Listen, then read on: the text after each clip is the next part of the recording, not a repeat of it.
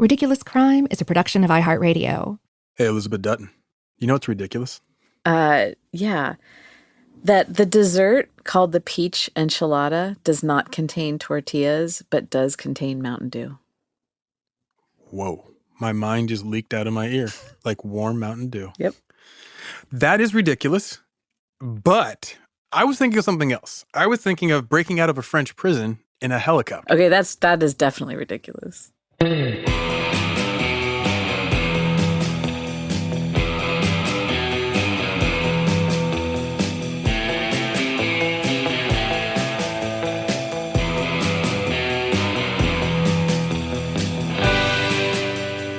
This is Ridiculous Crime, a podcast about absurd and outrageous capers, heists, and cons. It's always 99% murder-free and 100% ridiculous.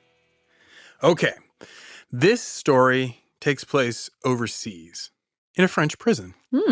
Well, you know, some of the French prisons were over here, but this one is actually in France. Ooh la la. Oh, oui. Now, picture it.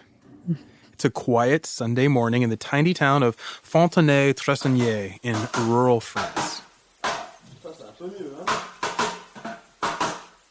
A helicopter instructor awaits 3 new students at a small flying club.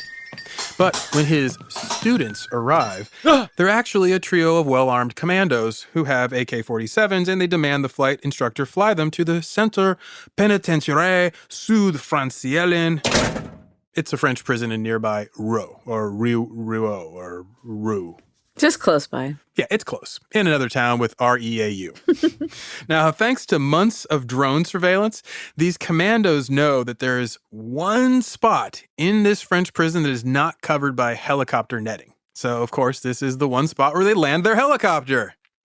And boom, the masked men, dressed all in black, arrive at the prison around 11:20 in the morning, local time, and 2 commandos hop out of the hijacked chopper. They carry with them the aforementioned AK-47 assault rifles, the classic in the insurrectionist, terrorist, and military-adjacent community, the preferred gun because it doesn't get stuck when you have mud. But they're going to a French prison. Mud isn't their concern. They just need to be able to pop off and scare some folks. So they set off some smoke bombs. Nice. They use a handheld cement grinder, and they use that to cut through the heavy prison doors. Now, one commando, of course, stays behind with the helicopter because you don't want that pilot taking off and leaving all of them in the French prison. Yeah. So the 2 commandos work their way through the prison, and they make it to the visitors' room. Why the visitors' room? Because that's where the mastermind of the escape is waiting for them. Rédoine Faïd, my man. Now, Faïd and his commandos all gather up and return to the hijacked helicopter, and they fly to Gonesse. There you go, that one. A suburb of Paris, or Paris. It's about 25 miles northeast of the city, right? So the commandos, they hop out in this town, what you said, and they set the pilot free, and then they torch the helicopter. They burn it. Well, no, this is not that bad. I mean, it's bad for the guy who owns the helicopter. It's wasteful. It is wasteful, darling. Yeah, that's very true. But then they flee the torched helicopter in a black Renault. They make the clean getaway on the old A4, it's basically a freeway in France, and it has roundabouts and stuff. Anyway, they tear off and they disappear.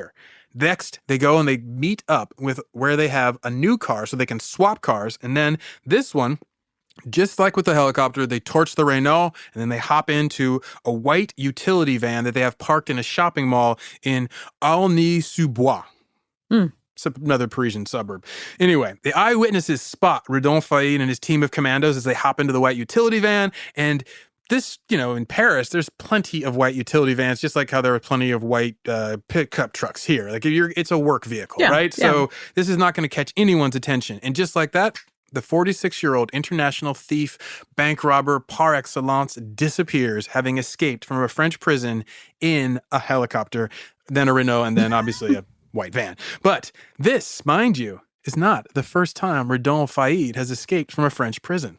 Oh, it's not? No. This guy, I want you to be able to picture him, the man. He's not a hardened criminal the way you might picture an American criminal. This is not somebody who has come up in the mean streets and this is his only choice. He chooses crime. He did come up in a tough neighborhood in a suburb of France in the town of Creil. It's mostly an immigrant community. He is a son of immigrants, but at the same time, he chooses to be a criminal. He has the talents to have been able to be most anything he wanted to be, with obviously a lot of hard work and some luck, but Redoine Faïd chooses crime. He wants to be a mastermind criminal. His first hero is this guy, Jacques Mesrine, a big-time local criminal of the slums in 70s Paris. That's where his imagination starts. So he opts into this. He wants this. He not only wants it, he basically wants to become more famous than the big slum criminal that, and when he grew up, ran his town. Sure. He's like, I can pass that guy, no sweat. He's way cooler. He's like, I'm way cooler than this guy. I'm a boss cool than this guy. A 70s Paris suburb criminal, like mastermind though, like a guy, like a mob boss sounds kind of cool. Right, yeah. So you have like small-time criminals like Carlos the Jackal, independent people being able to pull off huge international crime. So the imagination of criminals has changed in the 70s. Well, and they're all walking around in like loafers and bell-bottom Sansa pants, like polyester and like slightly feathered hair. Exactly. And grimaces and like, tinted glasses, yellow tinted glasses. Very sensible turtlenecks, lush. That's what makes the whole thing. That's what makes them so menacing is their fashion choices. Exactly. A leather jacket and a turtleneck. Oh, wow. Criminal. It's just, like formal wear for a criminal. I just turned my pocketbook over to him. Take it. Okay, so Redoine Faïd, he's got his mastermind hero, Jacques Mesrine, right? And he's like, I can beat this guy. So he goes, now how can I train to become a bigger mastermind criminal? What would you look to if you wanted to become a better criminal? Could you get books in the library? Yeah, like a how-to, like it's not really criminality for dummies. How to rob a bank for dummies. Criminality pour les dummies. No, but there is something called Hollywood, which is exactly that. Totally is. So Hollywood is just making all kinds of criminal movies. And during the 70s, you have like a heyday of crime movies. So, and then also in the 80s, when Redoine Faïd is a young man, when he's a teenager, as he's coming into his own, he has particular the films of Michael Mann. He loves Michael Mann. And if you're not familiar, Michael Mann is the director who did Heat, which has one of the most epic gunfights ever by bank robbers. And that's the type of crime Redoine Faïd has his mind set on. But there is one big difference. He's not a violent criminal. He doesn't want to hurt people. He not only doesn't want to hurt people, he ensures he never hurts people. Now, this just sets him apart from most of the criminals of his day because it's easier to get away with a crime if you have no witnesses. It's easier to get away with a large heist if you have killed the bank manager. Right. He's like, no. Now, there's a couple reasons why this is. Even though he is France's preeminent hold-up man, bank robber, like he is the guy by the early 90s, he has established himself, but mostly it's because he has people left behind to tell the stories of his crimes. Oh, spread the legend. He wants legend. Nice. Exactly. So the nonviolence gambit works for him for years because, one, he doesn't have victims who go to the police insisting to get justice for their murdered brother, father, son, wife, what have you. Instead, you have people who are thankful that this folk hero bandit has left them alive, and now they have an interesting story to tell. If anything, he kind of gifts them with something that makes them special, and everybody retells these stories, and the legend of Redoine Faïd spreads. Well, and right? He's sticking up banks, right? So it's not like he's robbing people's homes. Mm-hmm. He's not breaking in. He's going into jewelry shops. He's going picking up the bank deposit trucks. He's robbing banks. He's going to the people that have been basically not necessarily exploiting the French people explicitly, but who the French people feel they have been exploited by. So they're on the side of Redoine Faïd, this criminal, and the French in particular. They like their criminals. They like gangsters. They are particular, much like Americans, fans of the gangster film. So Redoine Faïd starts giving them a taste of it in the real life, and they come to love him. But the fact that all of his heroes are actual bank robbers from movies gives him a leg up in terms of his legend. So he becomes a dedicated student of Michael Mann. Michael Mann is his criminal Bible, right? It's basically the Willie Dixon to his Led Zeppelin 4. Right? So Right. he's like explaining like how his criminal mind works. And Faïd tries to give some journalists an insight. So I'm going to quote Redoine Faid here. Forgive my French accent. Okay. Recently, journalists asked me, you had a big criminal career and you did it yourself. You're self-taught. I told them, no, I had a technical advisor, a college teacher, a kind of mentor, and his name is Michael Mann. I didn't know that Pepe Le Pew robbed banks. Yes, he did. When he's not harassing kittens, he's robbing banks and giving me my voice. So Faïd finagles his way into a screening when Michael Mann is doing that Johnny Depp movie, Public Enemies. Yeah. So Public Enemies comes out. Johnny Depp is, not over there. Michael Mann is over there in France, and he's doing like a Q&A. Redoine Faid says, I got to talk to my master. He sneaks in and pretends to be like a film reviewer or a film student. And then he like raises his hand, and he's like, Michael Mann calls on him. And Redoine Faid stands up in this room full of pretentious French cinephiles, and he says, Heat remains the absolute example of organized crime inspired by life, by people, real facts. He tries to transmit them in his cinema. I am a former gangster. Unfortunately, I do not brag about it. I just spent 10 years in prison.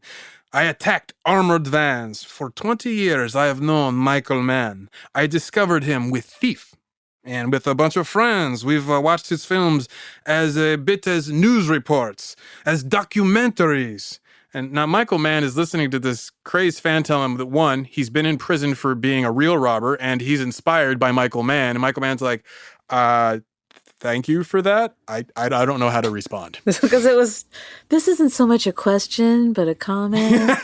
Totally. It's the classic one. He gets up and taps him like, first time caller, long time listener. Now, you have to understand, Redoine Faid has a sense of humor that I kind of like about this guy. So Michael Mann is his dude, right?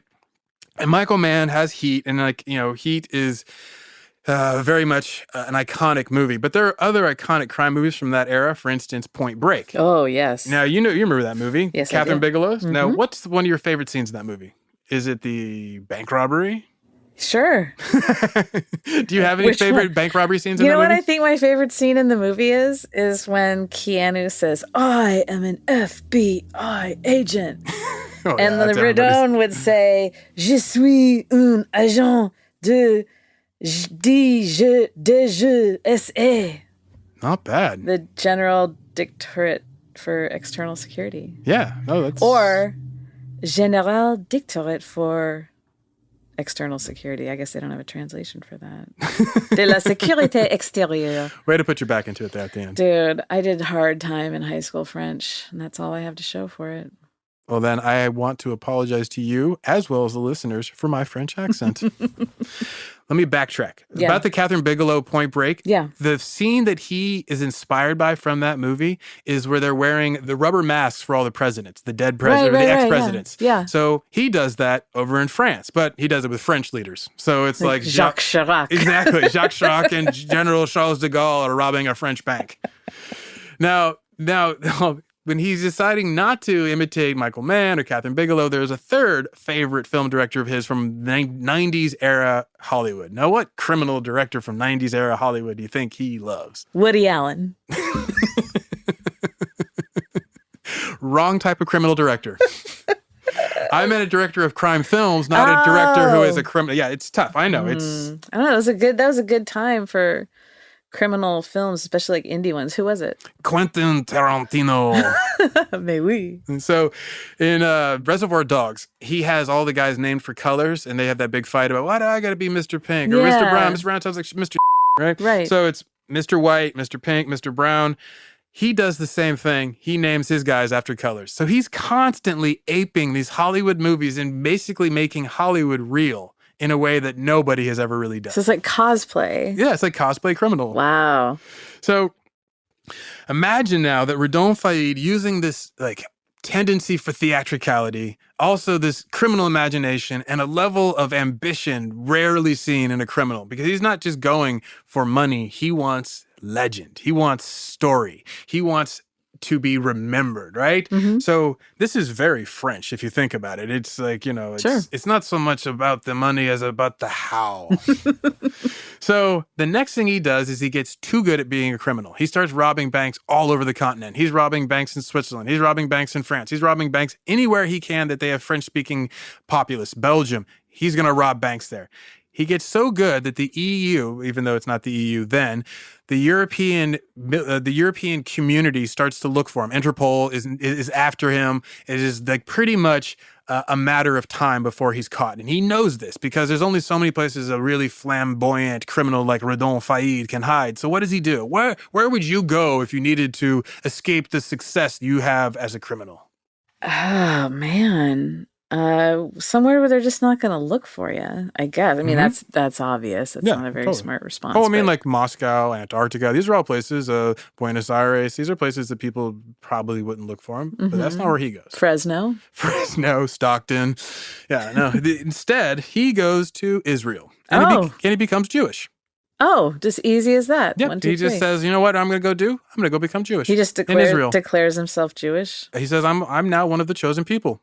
Wow. God chose me. Okay. Well. So it's amazing. He converts to Judaism. He literally goes to Israel.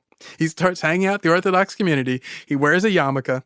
He starts studying like the Torah, the Talmud, the holy liturgies, and just going to town trying to become Jewish. Now, just going to town on it. Going to town trying to become Jewish. Now, this lasts for a few months, but by 1997, Faid's like, you know what? I'm over it. He stops being Jewish. He goes back to Europe, goes back to crime. Now, do we know why he wanted to be Jewish? Was it legitimate? Was he just trying to hide out? Was he trying to work a scam? We don't know. It's just a part of the brilliance of his legend. For a short period of time, Rédoine Faid was Jewish. Well, the Lord speaks to everyone in different ways. Yeah, exactly. He was motivated to a higher calling. Yeah. Maybe there was some sort of con that he felt, because we know details of all these ridiculous crimes that we talk about, but then I always like to think about what are the things that didn't make it public? Like what happened that no one found out about? So maybe he had some like weird little con going. Maybe he fell in love with a woman who was in Israel and he's like, I'll go to Israel, become Jewish. And she's like, nah, this is not working. He's like, I'm not going to be Jewish anymore. That could be. No, am I too much of a romantic? No. I like to imagine that it was like a Yentl situation. So he's trying to pretend he's a Jewish man and he's actually a Jewish woman? I don't know. I just wanted to say. Have you seen Yentl? I think so. I just wanted to say Yentl. One of Barbra Streisand's best. Yeah. Let's just give it to her on that one. Totally. So back to my man, Rédoine Faid. Let's put a pin in that and we'll get back to him after this short break.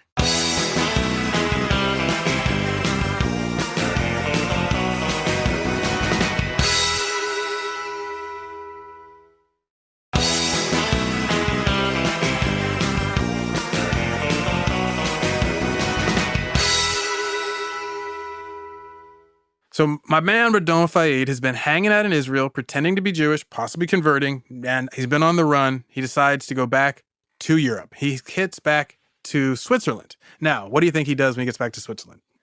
Okay, so he's left the kibbutz. He's in Switzerland. Yep. Opens bank account, buys chocolate. That's what I would do, but rides no. a St. Bernard down the street. These are all things that are excellent choices. But Rédoine Faid does none of them. He robs a bank. So he robs a bank and it doesn't quite go as how he plans it. Instead, he has to take a policeman hostage, which is a new thing for him. He doesn't normally do this, but he's like, I don't hurt people. So he uses the policeman as a chit. He's like, basically as a hostage, he goes, if you don't hurt me, I'll let the policeman go. He lets the policeman go. He doesn't get hurt. He escapes.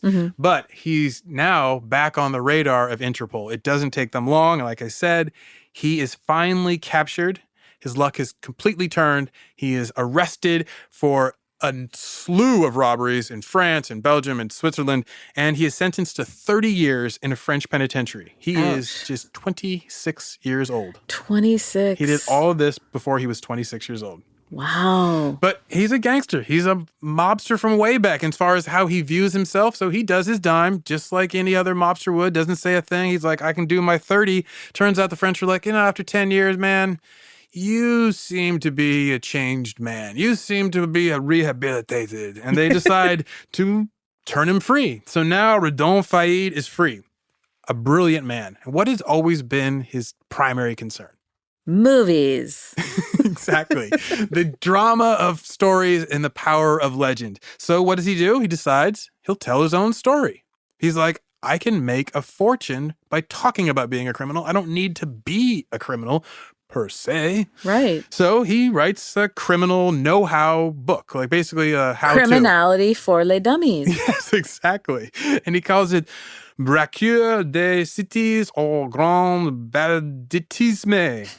Something like that. Banditisme. There you go, just like that. The banditism. So it roughly translates as robber from the streets to great banditry.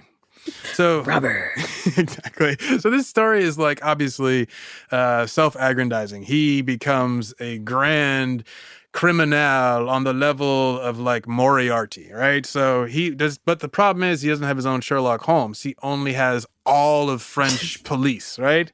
But that's not enough for him. He needs more conflict. So he then becomes a hero who can wag his finger at all French culture as the former criminal who can tell them where French society has gone wrong. He goes on TV and becomes this moral scold. And he basically, because they're having a problem in the 90s with gangsters, people going around shooting everybody up, he starts telling them that basically it's the French authorities' fault. It's society is to blame. It is not these young men. It is society. And everyone's like, oh, may we. And they all go crazy for it because it's the lesson that they want to believe is true. It's not us. It's them. It's the French authorities. So now what happens? You think this is going to go well for Rédoine Faïd to go from criminal to criminal explainer? I think that it sounds like it's so in his blood that he has crafted this so heartily. I don't know if he can get out of it. I'll give you a little sneak peek into the mind of Rédoine Faïd. If I am telling everyone I'm no longer a criminal, they will believe it, which clears up a lot of room for me to be going back to being a criminal. Oh. So it's all a cover. He is now masterminding crimes because nobody would think that he would dare become a criminal again. He said he's not. It's so important to his identity. He goes right back to it and masterminds a bank robbery. So he's doing like TV appearances. Mm-hmm. He's on like Good Morning Paris. Mm-hmm. And just talking about the poison of the state. Mm-hmm. And then, that is brilliant, right? And he has the clever. book. He has the book out, so the press is constantly talking about the book. They have him on. Everybody wants to talk to him. And he's a charming, ambitious, creative, intelligent man. So he's a great guest on French TV. Sure. And he has that little bit of dark wit that they like. So he doesn't mind making fun of, at the time, Nicolas Sarkozy, who was the French president. Yeah. So we're in 2011, right? And around this time, about, let's say, 3 days after he appears on a French TV show, Rédoine Faïd gets arrested. Why does he get arrested? It's because his bank robbery, he's a mastermind, goes bad. Oh, no. Like, Michael Mann would be, like, really excited by how bad because it would make a great movie. Oh, no. Okay, you ready for a short story? Totally. Okay, it's early in the morning. A patrol car cruises past a white van. And they're like, oh, look, a white van. A ubiquitous white van. It would mean nothing to these cops, except there are 2 big bullet holes in the back of the white van. Oh. That's not supposed to be in a work van. So the French cops, they pull over and they stop to investigate. What is going on here with these holes in your van, right? Inside the utility van is a squad of heavily armed masked men, all holding AK-47s and wearing balaclava masks. So they're freaking out. They're like, well, what are we going to do? So the driver just starts pushing into traffic. The cops are circling around the van on foot, and the driver just pushes into traffic, hits a car, takes off. The cops go back to their car, give chase. The heavily armed men in the back, what do? They do some Fast and Furious type-ish. They push open the doors, and they start spraying AK-47s at the cop cars in traffic. Oh, no. Right? How insane is that? So they're driving around on their Fast and Furious vibe, and the police cars swerving and crashing into cars. The van load of masked men escape. So it looks like everything's fine. Yeah. The getaway driver follows the original plan that Rédoine Faïd created, a brilliant plan. It had a backup car. They go to the backup car. They exchange cars. They're like, well, we're not going to be able to rob the bank today. They start driving away. Little do they know that somebody in the gang must have snitched because there is a tracker underneath their getaway car. What? And when they come up to the freeway to make their escape, there is a police car waiting for them on the bridge. Oh, my goodness. This is like out of a Michael Mann film. Right? So the masked men, still dressed in their camouflage, bulletproof vests, and their balaclavas, they basically start shooting the heck out of that cop car. Oh. They shoot up. There is a young male cop and a young female cop. They're both shot up. The window explodes in just a symphony of glass and light. And the female cop, her name is Aurélie Fouquet, something like that. Sure. She is a mother to a young child, and within hours of this interaction, she is pronounced dead. Her partner, Thierry Moreau, he is hit in the chest. He survives. But with Fouquet passed away, she becomes the first female metropolitan police officer in Paris to be killed in the line of duty. That's horrible. So Right? she's our 1%. She's our 1%. Murder in Yes. here.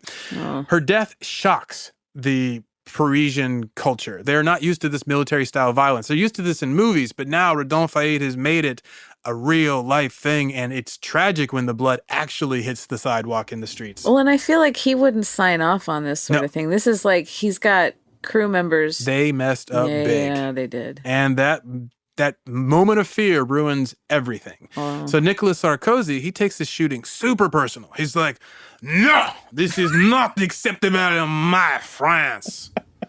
Apologies to all the French. He launches a nationwide manhunt, right? And he's going to bring justice to these criminals and bring these criminals to justice. Now, do you think it takes long for him to find any of these people? No, I think that they put the hammer down. That same night, the police arrest one of the suspects. Wow. That same night, Malik Kaider. And when they get to Malik Kaider's hideout, they discover assault rifles, they discover grenades, they discover the same balaclava masks that the gunmen were wearing in the van. They didn't get rid of them. So now they've got DNA for the whole crew. Oh, wow. Boom. They're all done. Wow. So Rédoine Faïd hears on the news that he is now a person of interest, a suspect in this crime. He splits. He disappears. He goes on the run. He is not going back to prison. He doesn't care about being embarrassed and all that, but he is not going back to prison. Yeah. Not because remember, he had time left on his sentence. He was released on good behavior and being a changed man. They will tack that back on. He's going to be looking at a 30-year stretch at least. Because of his parole violation, it's going to be a guarantee. And masterminding a bank job, I think, is a parole violation. I think so, a little bit. So on June 8th, 2011, he is finally captured after being on the run for 6 months. For 6 months, he was able to avoid capture, but of course, he's captured. Yeah. And this now brings our story full circle. Our French Robin Hood is going to a prison where a helicopter will come in and free him. Ooh. Well, I'll get right back to that after this break.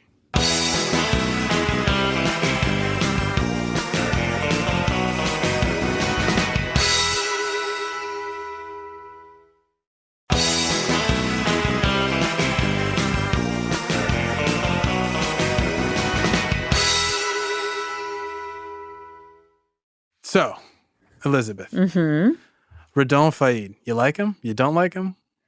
You know, I do. He's got moxie. So what about him do you like? I like the fact that he is clever. Mm-hmm. I like the fact that he goes out with the intention of being nonviolent in this. Mm-hmm. And he's entertaining. He's an entertaining criminal. Like, how can you not like him? Yeah. Right? Yeah. So the French authorities kind of have the same stance.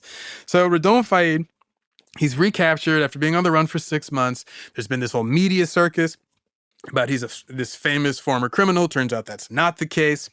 He's been scolding French society. Apparently that doesn't necessarily work because he's still the criminal. Nicolas Sarkozy has been embarrassed by him, and now Nicolas Sarkozy gets to punish him. So everything is starting to rebalance out for the most part, right?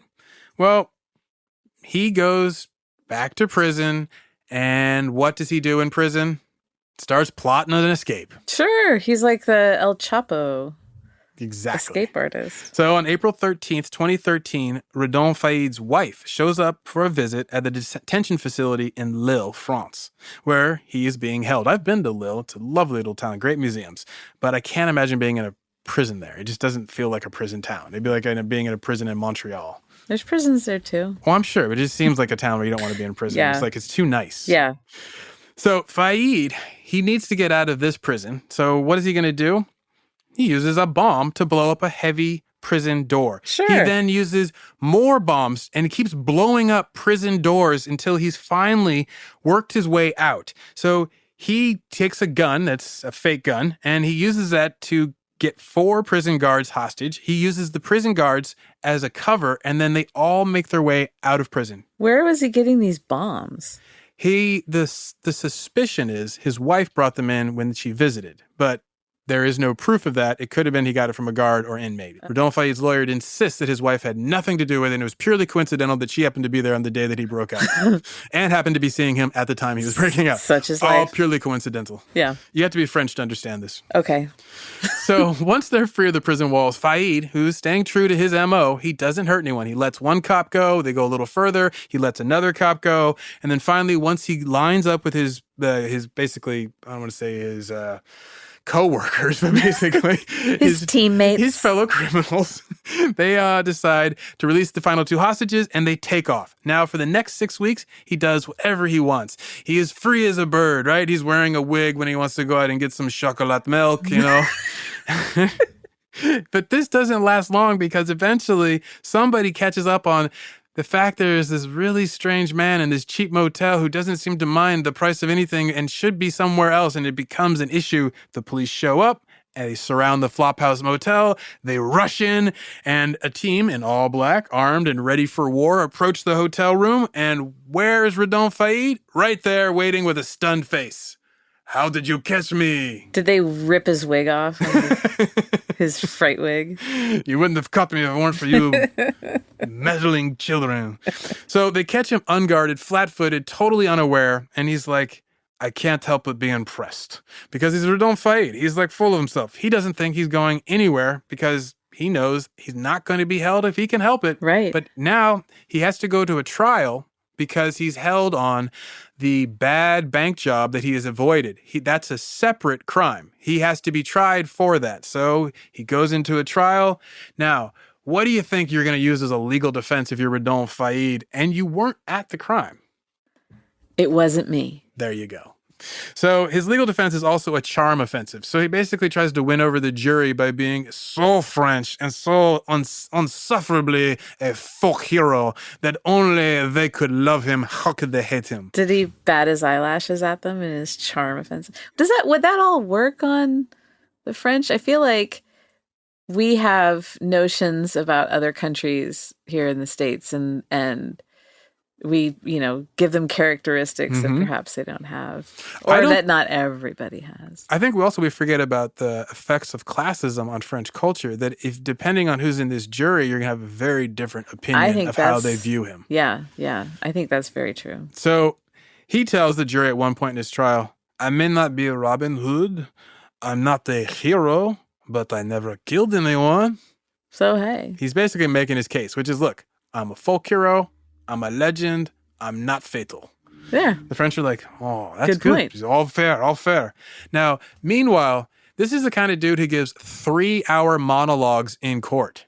Redoine Faïd stood on the stand and gave a 3-hour monologue explaining why it was that he was in this courtroom.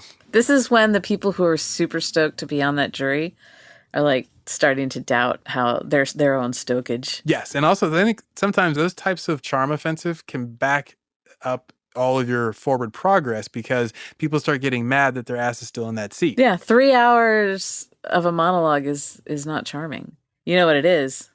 Ridiculous. So Redoine Faïd admits to his jurors that if they find him guilty, he'll just attempt to escape again. He's like, look, I'm going to say it like it is. I am not going to allow it to be held. But then he tells them, but nothing is written yet.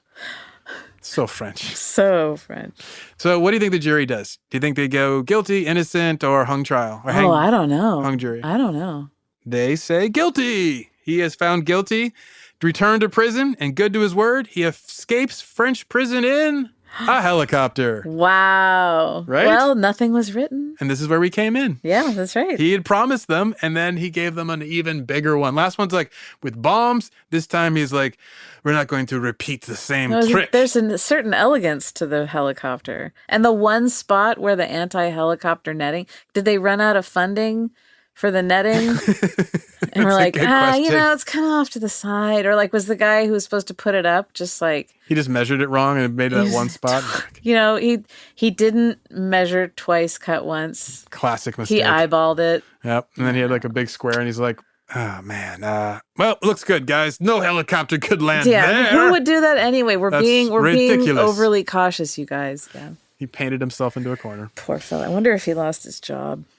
Actually, I do not know. That was, let's just say he didn't, because I would hate for him to lose his job. Exactly. Because of Rédoine Faïd's excellence. It's not so much, he had the drones flying over the prison for weeks. Sure. So, but I also I'll endorse someone losing their job in the criminal justice system, like as a corrections officer, because... I'll endorse it because I want them to not have that job. I want that to not be a job. Yeah, exactly. Yeah. I'm with you on there. Okay, so how would you escape from a French prison? I would be a really good person who just to get what they call a trustee job. So they're like, she's so well behaved. She's she got her act together. And I would work my way to be able to work in the prison bakery. And, I'd wow them with my breads and confections, but then I'm also perfecting baking a giant baguette. And so I'd bake about 3 or 4 of these giant baguettes, human-sized baguettes. And then one coffin-sized baguettes. Coffin-sized baguettes. And I would hollow one of them out and sneak myself into it. But I'd also be constructing a giant paper bag and a giant bicycle with a giant basket on the front. And so then I load myself into the baguette in the basket. So it just looks like a giant's bike with baguettes. Mm-hmm. Okay. And then what happens is they don't think that's weird. They just all the prison employees think they're hallucinating, that something's wrong with them, that we must have eaten some sort of mushroom spores or bad cheese. And in their panic, then as they wheel off this oddity of this giant bike with giant baguettes, I'm in one of the baguettes. And then as they wheel it out, I tip it and I fall, and then I sneak out, I roll out of the baguette and run into the woods. I like it. And I live among the wolves. The French wolves. The French wolves. I like that's a great plan. Rédoine Faïd should hit you up. I've put a lot of thought into this. I have diagrams if you want to look at them. Measurements for flour and yeast. I think I would just wait for the French national soccer team to be playing in some major tournament, and I would just walk out the front door. Oh yeah, because everything would come to it. Exactly. No one would be paying attention. So that is the basic story of my man Rédoine Faïd, and he comes up as possibly one of the most epic movie-inspired criminals of all time. But as a Frenchman, it's even more so impressive because, I don't know, it seems like kind of more of an American thing to go full Mickey Mallory. I'm going to be inspired by the movies, and that just seems American. I don't know why, but it seems like the French would be more inspired by Jerry Lewis. Jerry Lewis in literature, exactly. Or the literature of Jerry Lewis. The great literature of Jerry Lewis. Mm-hmm. So my man, the 46-year-old crime legend, is now currently been returned to a maximum security French prison after being caught for the 3rd time. The French Justice Minister, Nicole Belloubet, he told Europe 1 Radio, quote, "We're going to put him in a high-security facility where he will be watched extremely closely." So that's the promise, but you got to believe Rédoine Faïd's got to stay at least one step ahead of him. So we'll see. If he's free once again, we'll tell you about it, and it won't be a surprise. But it'll be hard for me not to root for this folk hero. Same. So what's our ridiculous takeaway here? I think that if you're gonna do something, you got to go all in and make it interesting. Ooh, I like that. You know, I think my ridiculous takeaway for him is pick a good film director, stick to it. stick to it. For me, it'd be Billy Wilder. The crimes of Billy Wilder. If I'm going to become a criminal, I'm going to use Billy Wilder's playbook. That's good. Cross-dressing, run away to Miami, get involved with the gangsters. That's my score. Well done. Thank you. Well, thank you for joining us. I'm Zaron Burnett. And I'm Elizabeth Dutton. You can find us online at Ridiculous Crime on both Twitter and Instagram. Got a tip for us about a ridiculous crime you'd like to hear about? Maybe one you committed? You want to confess to a ridiculous crime? You can email us at ridiculouscrime@gmail.com. Thanks for listening.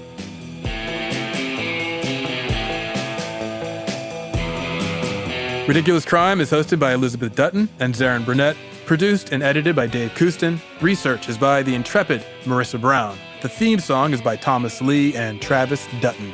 Executive producers are Ben Bolin and Noel Brown. Ridiculous Crime is a production of iHeartRadio. For more podcasts from iHeartRadio, visit the iHeartRadio app, Apple Podcasts, or wherever you listen to your favorite shows.